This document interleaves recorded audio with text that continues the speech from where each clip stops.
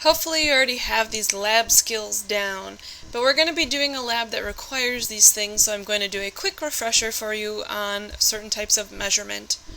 Mass is measuring how much stuff, or how much matter if you'd like to be more scientific, that something is made of. We measure it with the gram, and our base unit with the prefixes gram, decigram, centigram, milligram. Going the other way, getting bigger, a decagram, a hectogram, a kilogram. A kilogram is 1,000 grams, hectogram is 100 grams, 10 grams, gram, a tenth of a gram, a hundredth of a gram, and a thousandth of a gram. We measure mass using the triple beam balance, and I want to remind you that when you are measuring, you need to make sure that the sliders, the two back ones, are in the grooves as you measure. You can't put it halfway between. You also need to make sure that your balance is tiered before you start. So off to the right, double check that the line matches up with the 0. And if it doesn't, first of all, make sure that all these bars are to the left, all these weights. And if that's all the way to the left and it's still not lining up, use the knob under the plate to help even it out.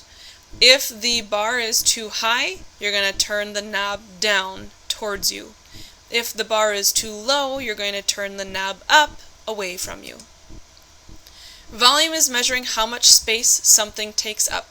The liter is the base unit, and with the prefixes we have a kiloliter, which is 1,000 liters, a hectoliter is 100 liters, a decaliter is 10 liters, deciliter is a tenth of a liter, a centiliter is a hundredth of a liter, and a milliliter is a thousandth of a liter.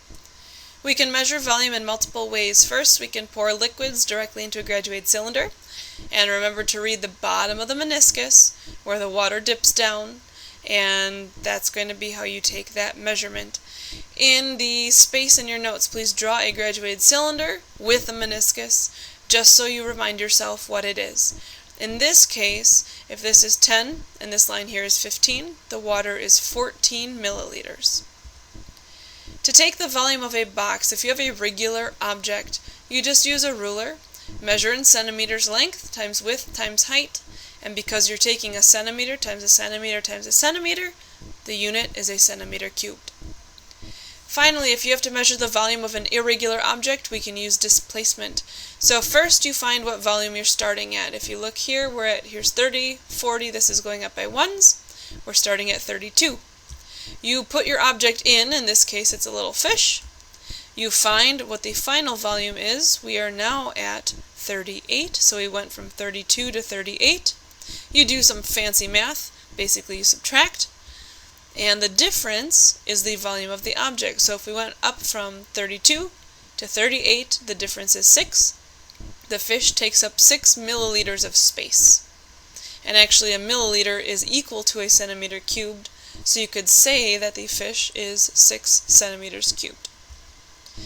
Next steps, you're going to complete to the next page in your notes and then conference with me about it, and after you do that, then you should be ready to do your lab.